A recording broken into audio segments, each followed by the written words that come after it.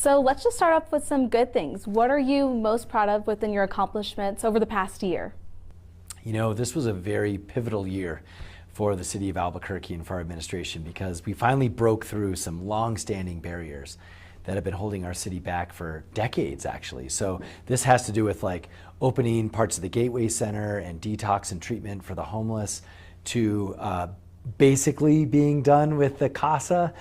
We can talk about that in detail, but we have a ways to go, but getting to 99% compliance. We also finally got our staffing up on the APD side, and we finished about 2,500 housing units. So we're trying to break through some of these long-standing barriers, and I think we're finally seeing progress. Some of our crime categories are going in the right direction. And so we really see that the investments we've made, this was the year where they started paying off. And what's something that you hope to accomplish that maybe you didn't this year? You know, everything takes longer than I want it to. So I wish we had a couple of more 100 beds available in our homelessness shelter system. I wish that some of our projects like the rail trail, even the soccer stadium, were already under construction in bigger ways. And so there's a lot of things that just take a while. You know, it's difficult to be, for example, at 99% compliant with the CASA and then still say we have 2 years left. But that's just the way the court order works and so forth. So the biggest challenge we've had this year is just moving fast. Previously, you've told us that you will be running for re-election. Now, if you are re-elected, what is something that you've done in this term that you would change and why? You know, I think there's a couple of things. The first thing is you learn all the time. And, you know, I'll be the first to admit, you know, we make our mistakes, but our key is to learn fast and then move forward fast. And I think there's a couple of things. We can do a much better job with respect to public safety in our public areas, whether it's parking lots or whether it's our bus system. And this has to do with connecting the pieces that we finally put together this year. So now we've got to integrate them so that folks actually feel safe with their families at parks, grocery shopping, and riding the bus. But at least now we have the pieces to do that, whereas this year we weren't even at that point. And so I think there's actually a lot of potential for next year. Absolutely. We're kind of talking about bus routes, crime. Let's just talk about Central. There have been a lot of businesses on Central that have either closed or are planning to close their doors, due to high crime, homelessness, drugs. These are big problems for them. And, this has all happened while you've been mayor. Why should voters pretty much re-elect you?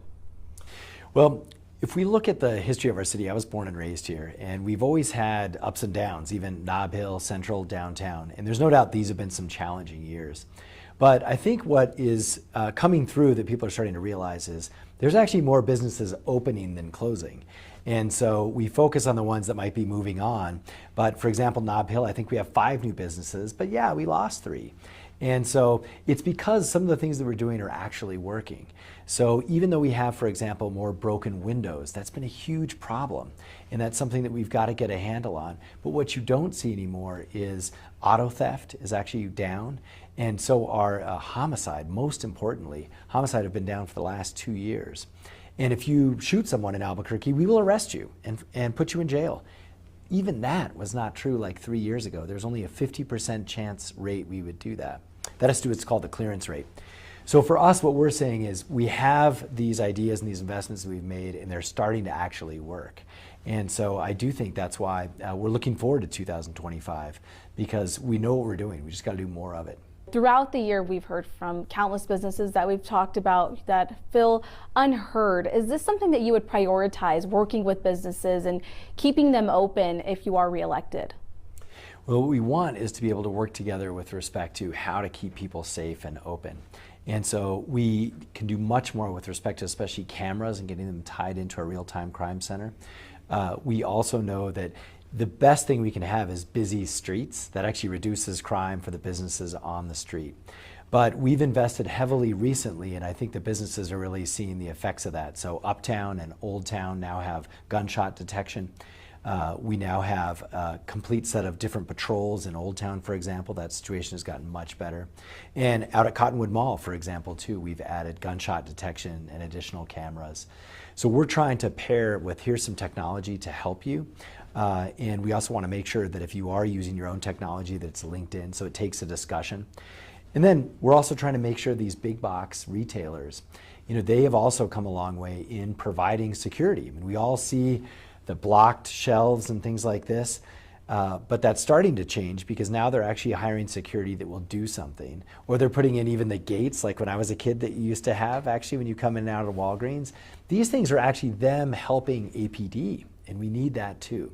And so that's what we're looking to do more of. We've spoken to many people who are experiencing homelessness, and most of them have told us that they feel safer, being on the streets rather than at the Westside Shelter. Now, is the city putting all of its efforts towards the Gateway, or is there a bigger, more comprehensive plan that you guys are looking into to pretty much address the homeless issue? So we've made major progress on our comprehensive plan, but just in the last few months, and this situation has gotten a lot better. So for example, we have 5 gateways now. We have a whole system. So we're building the teen gateway, which is converting an old motel, which is something we need to do anyway. We have the family gateway, where families are being taken care of separately in their own converted hotel. And then we also have, of course, the West Side Gateway, which is the old West Side Shelter. The difference is that's been 2/3 of it has been remodeled. It now has the things it should have always had, which is like showers and bathrooms that work and a kitchen that's full service. And we're bringing in a new provider to actually add treatment services. So these things are vastly different than they were last year. And also the Gateway Center itself on Gibson. This is now has a 24/7 drop-off for the first time in our city's history, where people can be transported to and actually get help any time of day with no questions asked. So for the folks who I know used to have a lot of challenges with the old West Side Shelter, that's true. 10 years ago, before I came in, that was only open at night and only during the winter, and it was an old jail. It's taken us a while, but we have now converted it into a full-service shelter for 600 people every night. And we're doing more. We're going to ramp up to about 1,000 when we get the whole Gateway system open. So there's a lot more options, including medical detox. That's what we just opened a few weeks ago. So in total, we've put more into the homelessness in our shelter system than literally ever in the history of Albuquerque. And it's finally now bearing fruit just this fall. And so we want folks to give it a chance because the streets are not safe. And we can do much better than just leave people on the street. Kind of taking that into account that, the streets may not be safe, what is your response to people who say that these shelters are also just not safe? They are safe now. And so especially the West Side Shelter, the new provider starts in January. So in other words, they're almost safe. Give us a few more weeks, but that is totally going to change. And the Gateway system has been since its inception. And so it's also important, like people just break through myths. I go to these shelters often. I've spent a lot of time in them and late at night.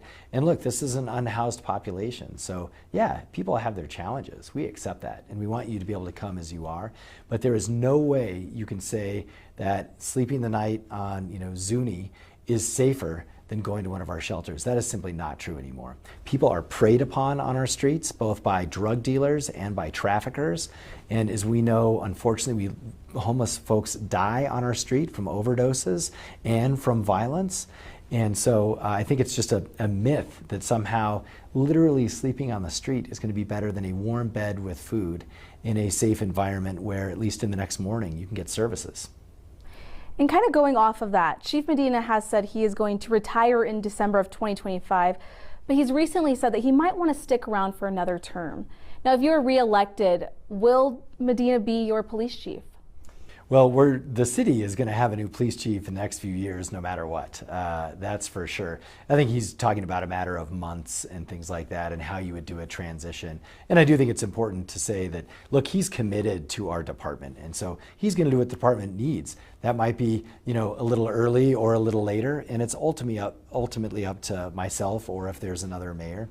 And so I think that's the way it has been sort of planned out, and it's just no one's hanging their hat on a specific month anymore. If you are given another term, will you keep him as your police chief? Well, I'll be looking for a new police chief with another term for sure.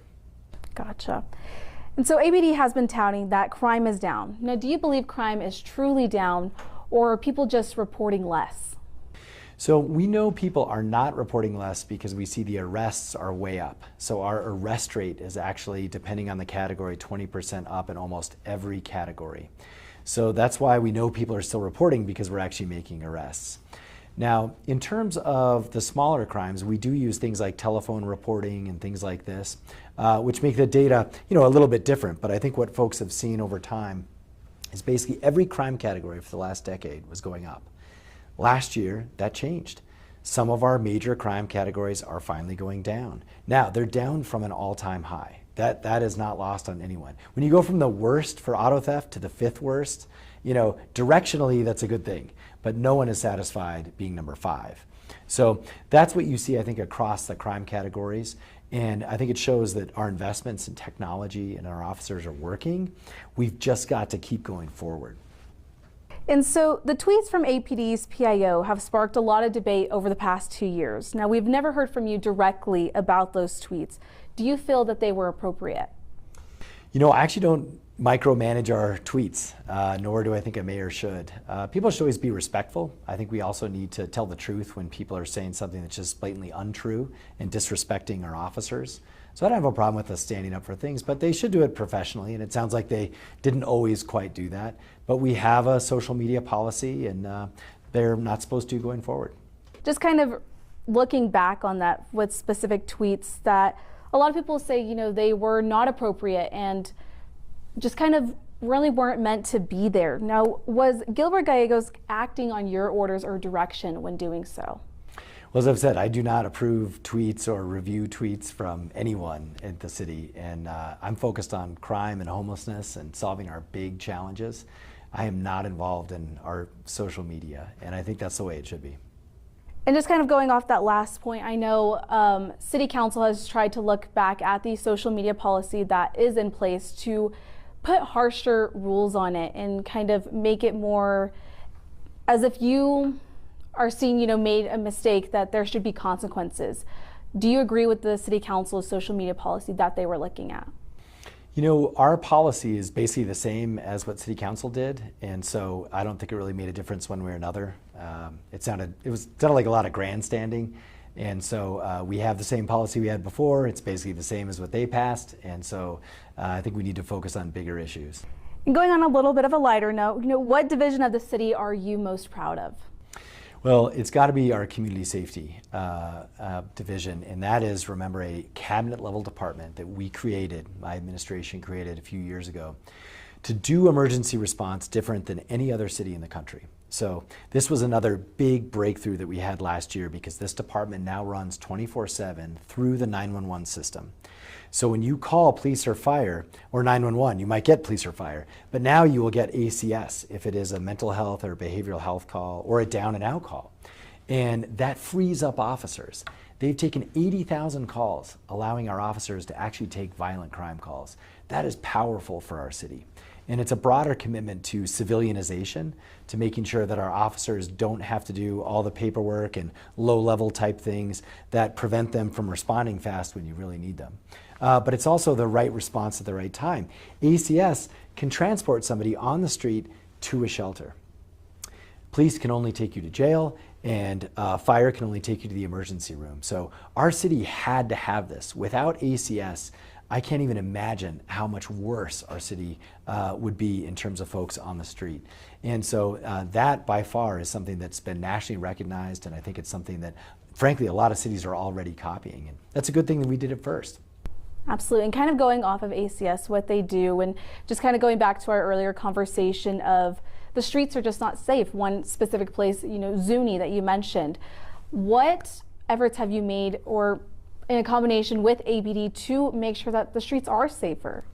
So what we're trying to do is we reach out to folks and we give them an option to get help from a shelter or from service or to be transported. And remember, like for decades, Albuquerque couldn't do that. Like literally that phrase I just said, we couldn't do. Now we can because of ACS. And by far their highest response and outreach is certainly in the Southeast. But it is all over the city. And what they're doing also is, we do want to make sure that our streets are safe for everyone. And that includes people who need to use the sidewalk, businesses that need to be open.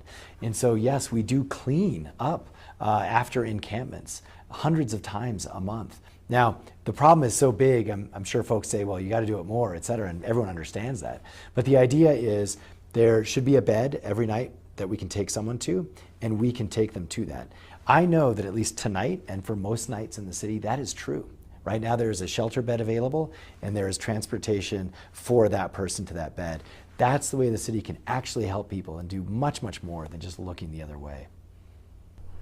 And what are the biggest challenges facing Albuquerque in 2025, and what is your vision to take on or beat those challenges?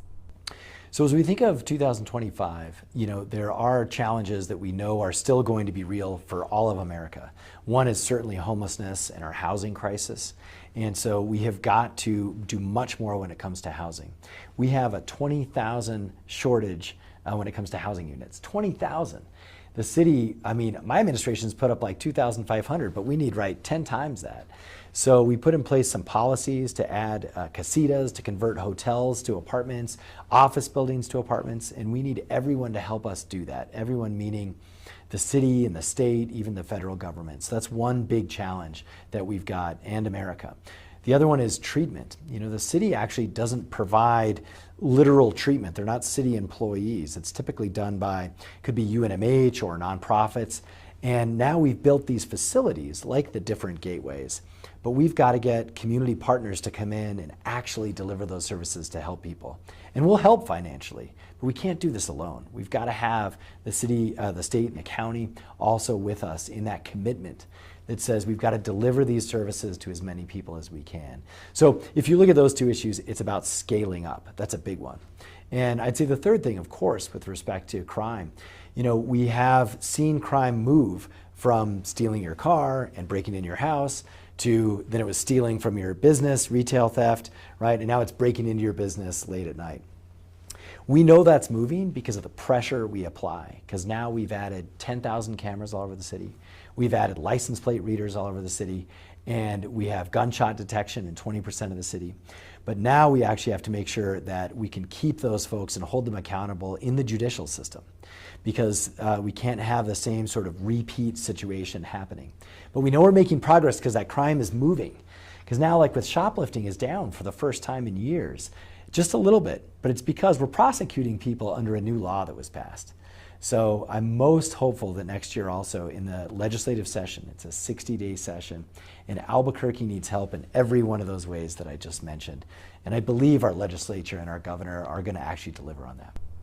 Perfect. Well, is there anything that you wanted to add that maybe I didn't mention that you think is important to talk about? I think if we look at 2024, we also saw our city's commitment to places for families to be together and enjoy our community and each other in a safe environment. And you see that in a couple of ways. We've got the Rail Yards Market is transforming into the CNM Film Academy. Hundreds of students are going to be down there year round. That's under construction. We finally broke ground on the rail trail, which is connecting the Sawmill, just exploding with vibrancy part of our city, to Old Town. And so it's going to be an awesome sort of pedestrian bridge for that. And we also see things like our older neighborhoods have been neglected for decades. Now we have new community centers in Martineztown. We have a new one in Westgate. We're building another one out in the Northwest, out near Cibola High School. And we're also building new swimming pools. We've added 3 new parks in the Southeast Heights. These are things that, I have young kids and a lot of people with families or grandkids. That's also when you're like, wow, okay, the city's stepping up. The city's actually doing these things. And I think we saw that last year in spades, and we're going to see more of it next year. Anything else you wanted to add? I'll say one thing just about businesses, I think, too. Okay. So, what we're also doing is we're making sure we're helping our small businesses actually be successful as businesses. And our city now has been through about 1,000 different mom and pop entrepreneur operations that we support in either things like accounting or things like helping with banking, these kinds of small business support services, training also. That's what we've been doing quietly in the background just to help our families who run local businesses. And I think that's been a marked change from past years, and it was all about like one major company or something like that. We changed that, and we're making sure we're helping hopefully every shop on every corner in the city. That's our goal also for next year.